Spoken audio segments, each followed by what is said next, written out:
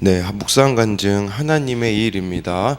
결혼할 때 이혼녀였던 아내에게는 7살 딸이 있었고 저는 초혼으로 아내와 함께 가정을 이룬 후 아들을 낳았습니다. 당시 박사학위를 받고 기업체 연구소에 갓 입사한 선임 연구원이었던 저는 평범하지 않은 가정 환경을 돈과 명예로 극복해 보겠다며 자기 열심으로 일 중독에 빠졌습니다. 결혼 초부터 건강이 좋지 않던 아내는 우리 부부 사이에서 예민하게 눈치 보는 딸과 시댁에서 금지 오겹으로 아끼는 아들로 인해 하루하루 피폐해졌습니다. 하지만 저는 그런 아내를 외면했습니다. 결국 저희 부부는 결혼한 지 7년 만에 이혼했고 저는 아들을 데리고 본가로 들어갔습니다. 이혼 후 아내는 비로소 예수님을 믿게 되었고 말씀과 공동체의 권면에 따라 저와 재결합했습니다. 그 뒤 저는 딸의 전학과 가출, 아들의 ADHD와 왕따 사건을 겪으면서 이 모든 일이 나 때문만은 아니라고 항변하면서 문제를 회피했습니다. 그러다 아내의 손에 이끌려 교회에 나가게 된 저는 공동체에 속한 지 8년 만에 아들의 전도로 예수님을 영접했습니다. 공동체에서 말씀을 들으며 이혼과 재결합, 자녀 고난, 회피와 거절이라는 고난의 환경이 제3일에 저를 살아나게 하시려는 하나님의 일임을 깨달았습니다. 가정에서 아이들이 느꼈을 고통을 알게 되었고 아내 탓을 하며 가정을 깨뜨린 제가 죄인 중에 괴수임을 고백하며 회개했습니다. 그러자 부족한 저를 주님은 교회 소그룹 리더로 세워주셨습니다. 공동체에 속해 질서와 원칙을 지키며 살았더니 예수 믿는 것에 대해 완고하셨던 어머니가 저희 가정이 변화되는 모습을 보시고 아버지 제사를 추모 예배로 바꾸셨습니다.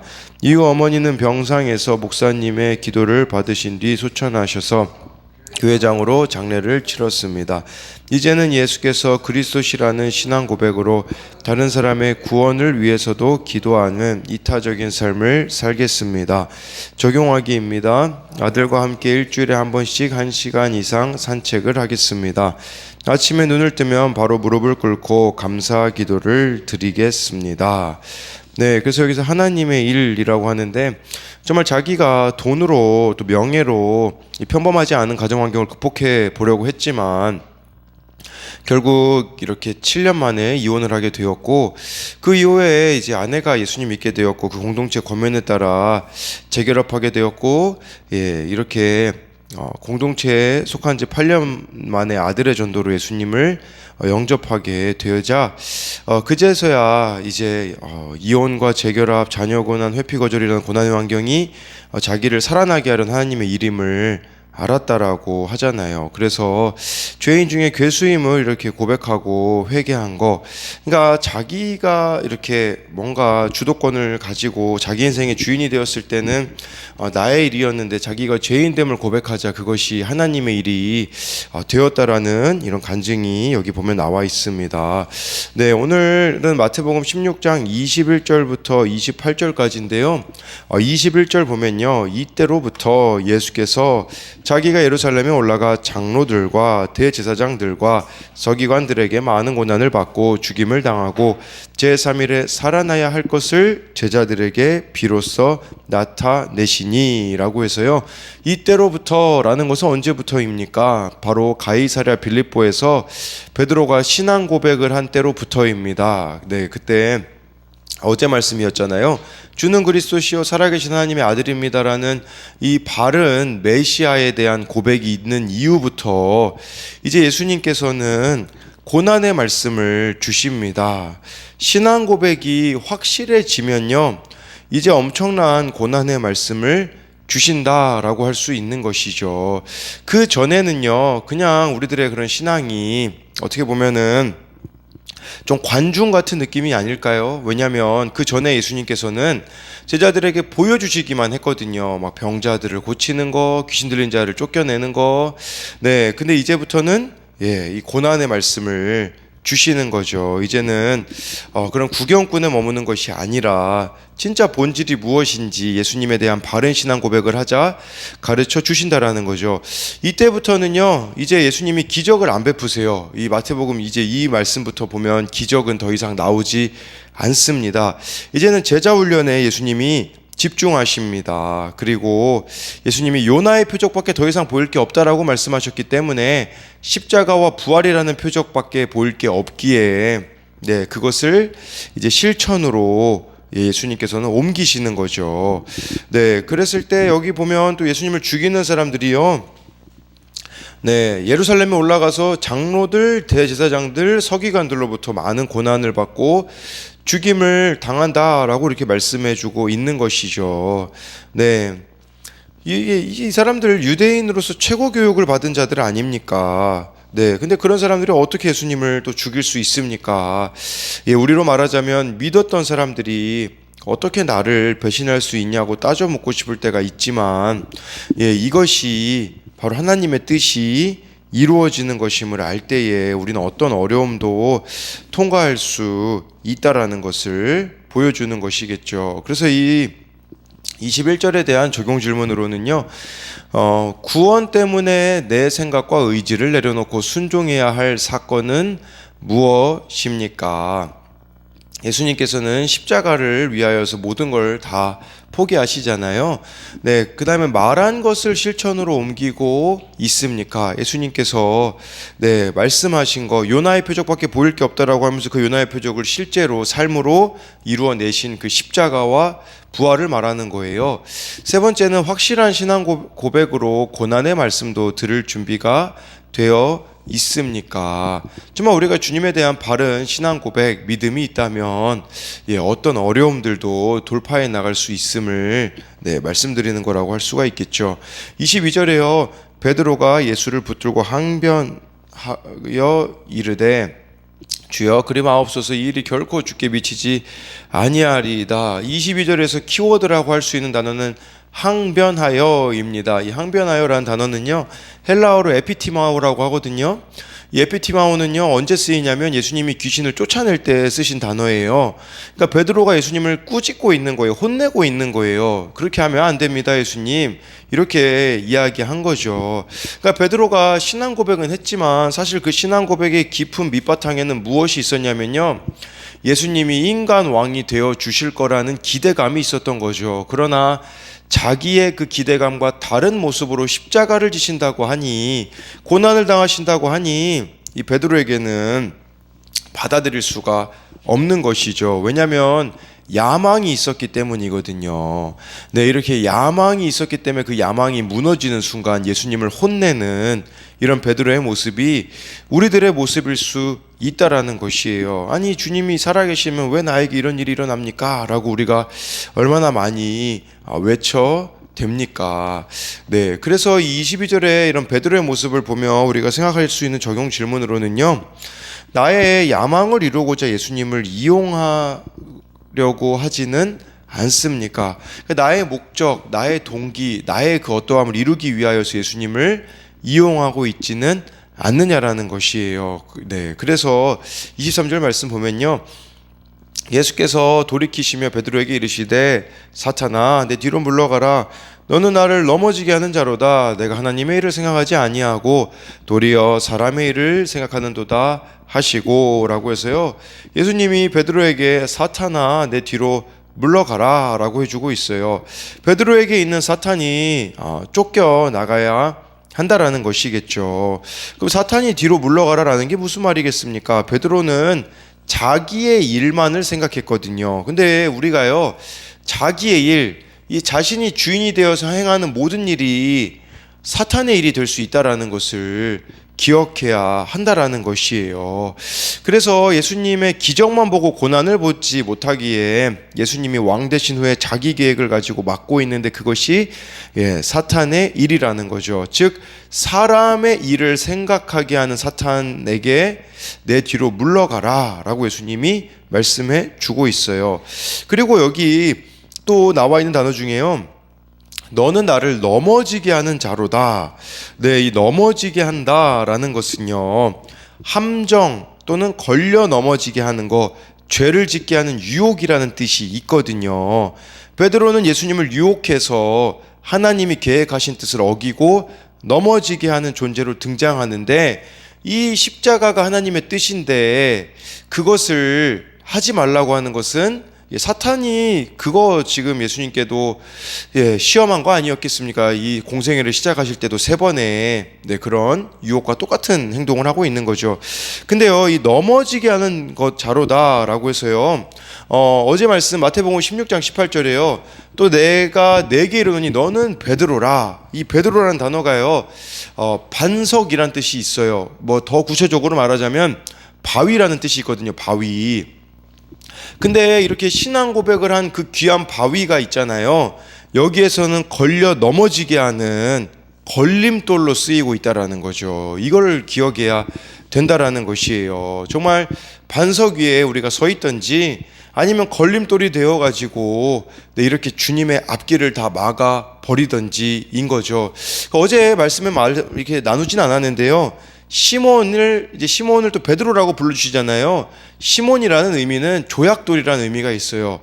조약돌이 어떤 존재입니까? 흘러 떠내려가는 존재가 아닙니까? 근데 그 존재를 예수님이 어제 바른 신앙 고백을 했을 때 베드로라고, 반석, 바위라고, 흘려 떠내려가는 존재가 아니라고 했잖아요. 근데 오늘 말씀의 이 베드로의 모습을 봤을 때는 이제는 걸림돌이 되어서 이렇게 예수님이 가시는 길을 막는, 자기의 뜻을 추구하자 걸려 넘어지는 바위가 되었다라는 것을 기억해야 된다라는 것이겠죠. 이처럼 자기의 뜻만 추구하며 살아가는 거, 그게 바로 사탄이라는 것을 기억해야 된다라는 것입니다. 네, 그렇기 때문에요, 우리도 해야 되는 일이 무엇이 있겠습니까? 사람의 일이 아니라 하나님의 일을 늘 생각해야 돼요. 그래서 큐티 하시라는 거예요. 큐티로, 그날 말씀으로 하나님의 일, 하나님의 말씀을 생각하잖아요. 그러면 하나님의 말씀을 내가 계속 머릿속에 되뇌이고 적용하려고 하면 그게 하나님의 일이 되어서 우리가 또 적용하게 되어지는 일들이 있지 않습니까? 그러니까 우리가 일상이 이렇게 좀 하나님의 일이 될 수 있어요. 무엇을 하든지 인생의 목적을 거룩에 두는 거, 이게 바로 하나님의 일이 될 수 있는 것이죠. 그래서 이 23절에 대한 적용 질문으로는요, 나는 주님의 교회를 세울 반석인가요? 아니면 주님의 길을 막는 걸림돌인가요? 정말 바른 신앙 고백을 했을 때는 이렇게 교회를 세워가는 귀한 반석이 될 수 있겠지만, 자기의 뜻을 앞세울 때는 걸림돌이 될 수 있다라는 것을 가지고 질문을 만든 거죠. 사람의 일을 생각나게 하는 사탄의 유혹에 담대히 맞서고 있나요? 교회에서 예배드리고 봉사하는 것만 하나님의 일이라고 생각하진 않나요? 거룩한 일상도 하나님의 일임을 알고 있나요? 24절 말씀 보니까요, 이에 예수께서 제자들에게 이르시되 누구든지 나를 따라오려거든 자기를 부인하고 자기 십자가를 지고 나를 따를 것이니라. 여러분, 이게 하나님의 일입니다. 아까 그 사탄의 일은 자기가 원하는 대로 한다는 것이라면 자기를 부인해야 된대요. 이 부인하다라는 단어가요, 그 법정 용어로 쓰이면요, 고소를 취하하다, 고발을 무효하다라는 뜻이 있거든요. 그러니까 전면 취소의 의미가 있어요. 그러니까 자기를 전면 취소하는 거, 이게 자기를 부인하는 것이겠죠. 그러니까 또 원어로는요, 그런 의미도 있더라고요. 인정받기를 거부하다라는 뜻이 있어요. 그러니까 자기 부인이라는 것은 자기의 뜻과 생각과 판단을 거부하고 철회하는 것이에요. 근데 여러분, 이 자기 부인, 이거는 그런 의미가 될 수 있겠죠. 자기 부인이라는 것은 예수님을 시인하는 것과 같은 의미라고 볼 수 있어요. 그러니까 자기를 부인하는 자는 예수님을 드러내는 자가 될 수 있거든요. 그러니까 자기 부인은 사람들 앞에서 예수님을 시인하는 것이라고 볼 수 있는 거예요.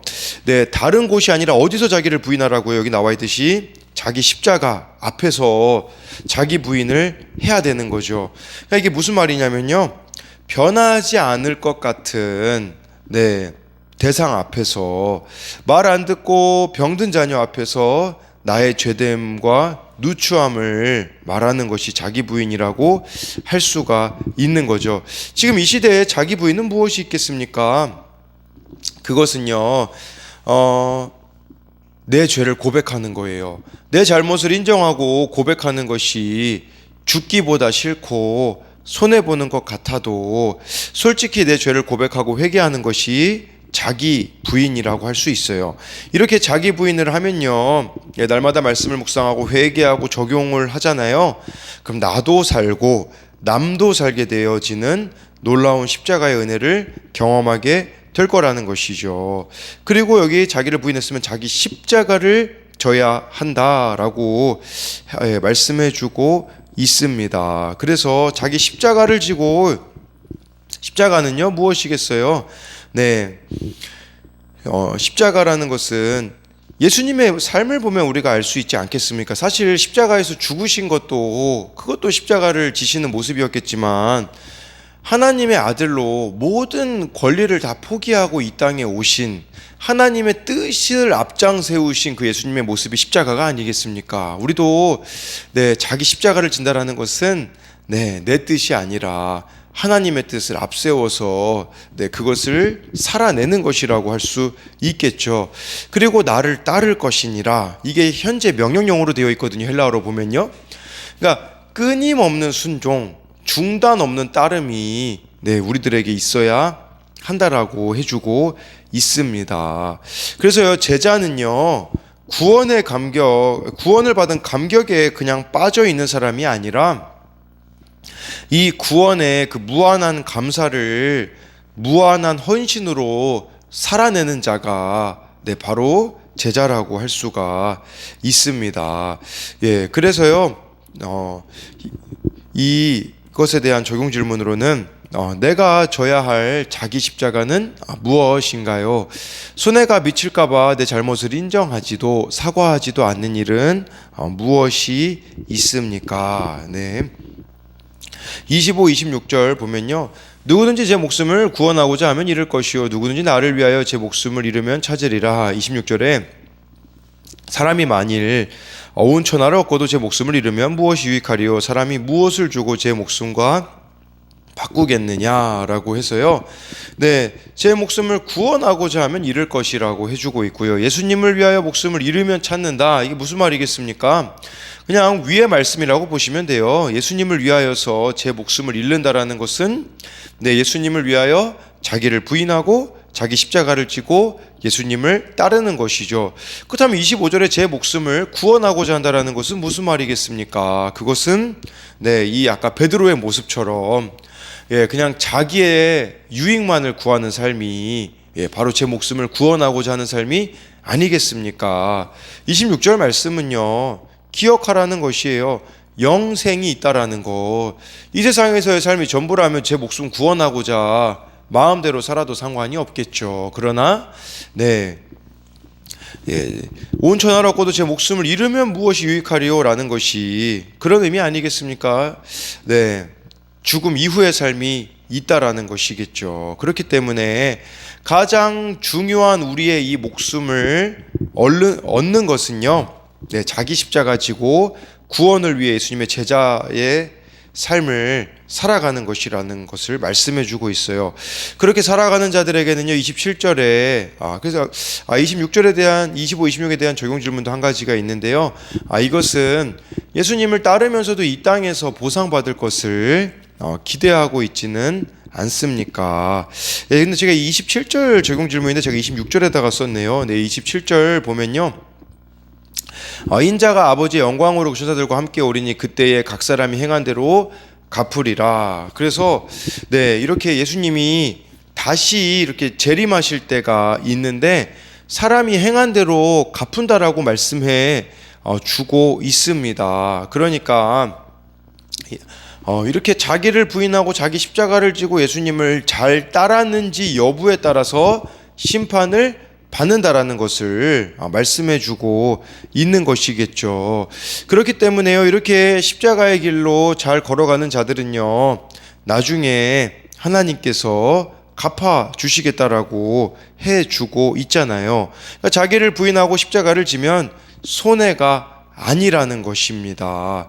그렇기 때문에 하나님이 갚아 주시잖아요. 그러니까 우리는 사람에게 보상받으려고 해서는 안 된다라는 것이죠. 그래서 아까 이 적용 질문으로 드렸던 게, 예수님을 따르면서도 이 땅에서 보상받을 것을 기대하고 있지는 않나요? 이거를 생각해 봐야 되는 것이겠죠. 마지막으로 28절을 보면요. 진실로 너희에게 이르노니 여기 서 있는 사람 중에 죽기 전에 인자가 그 왕권을 가지고 오는 것을 볼 자들도 있느니라 라고 이렇게 말씀해 주고 있습니다. 그래서요 예수님이 오실 때 우리가 무엇을 중히 여기고 살았는지 보면서 예수님께서 갚아 주시겠다라는 것이에요. 그런데요 여기서 왕권을 가지고 오는 자들 볼 자들이 있다라고 하는데요, 죽기 전에. 근데 자기를 부인하고 십자가를 잘 지는 사람은요 이 땅에서도 예수님의 왕권을 보며 천국을 누리는 삶을 살아갈 수 있다라는 의미도 될 수 있어요. 그러니까 예수님의 왕권 가지고 온다라는 게 예수님을 왕으로 두고 살아가는, 예수님의 그 다스림을 받는 삶이 아니겠습니까? 그런 자들은요 죽어서만 천국이 아니라 이 땅에서도 천국을 누리는 삶을 살아간다라는 것이에요. 그러니까 우리의 삶을 보장해주는 최선의 방책은요, 우리가 흔히 노후 준비를 잘해야 된다라고, 지금 100세 시대이기 때문에 노후 준비를 잘해야 된다라고 하는데, 우리의 삶을 보장해주는 최선의 방책은 다른 것이 아니라 십자가를 잘 지고 살아가는 것이라는 것을 말씀해 주는 것이라고 볼 수가 있는 것이죠. 그래서 마지막으로 28절에 대한 적용 질문도요, 무엇이 나의 미래를 보장해 준다고 생각하나요?